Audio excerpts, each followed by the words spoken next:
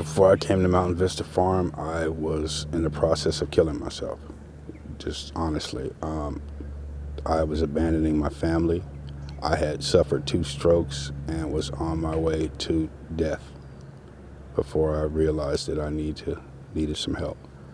And I saw a commercial late at night for this place, and for some reason something drew me to it.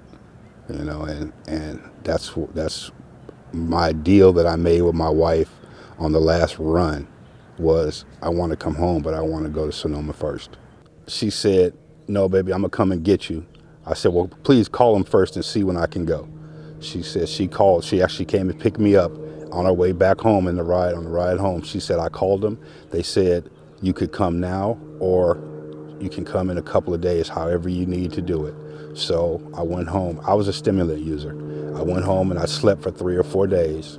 I got up, got in the shower, got in the car, and my wife brought me up here. When I first got here, I was walking on a cane because I had suffered my 2nd stroke and I have left-sided weakness now. When I got here, I walked into that room right there and they said, "Well, can you get around on the rocks?" So they kind of took me for a walk around the place and they said, "Yeah, you're going to be okay." And then at that point they said, "Okay, come in, have a seat." And they told my wife, "You can leave now." And I went, "Wait, hold on, wait. And my wife left and the rest is history. So they treated me great. They treated me great. You know what I mean? They made me feel, that I was in the right place. As far as the accommodations, now I am 6'3", and at that point I was weighing about 360 pounds, maybe 370. And the beds weren't, I barely fit in the bed, but guess what? It didn't really matter. You know what I mean? I slept good. And like I said, the serenity and the peacefulness of this place, you go to bed at night and you hear the crickets or you know what I mean, sounds of nature.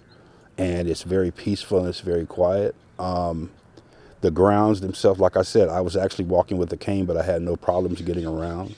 You know what I mean? We don't even need to talk about the food because that's one thing.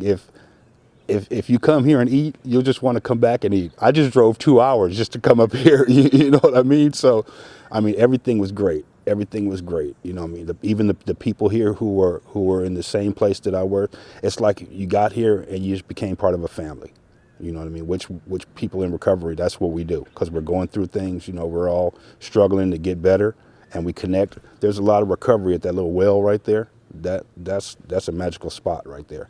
Me personally, my story, and I'll tell you this, I'm an early riser.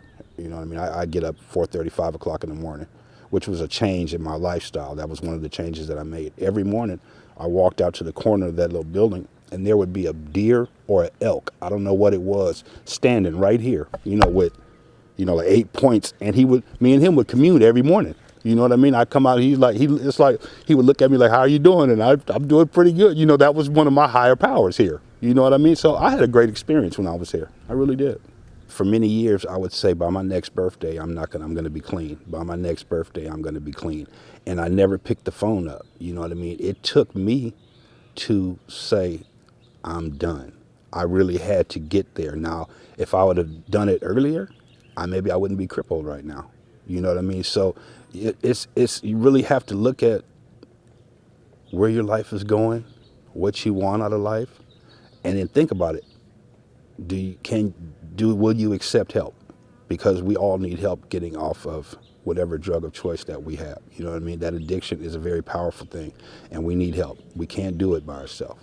So I needed to come to a place like this. So for somebody looking at that commercial late at night, pick up the phone. I worked here overnight. I used to answer that phone. You know what I mean? Pick up the phone. Just that first step will lead to other steps. Because I'm going to tell you, the hardest thing is picking that phone up. That's the hardest thing.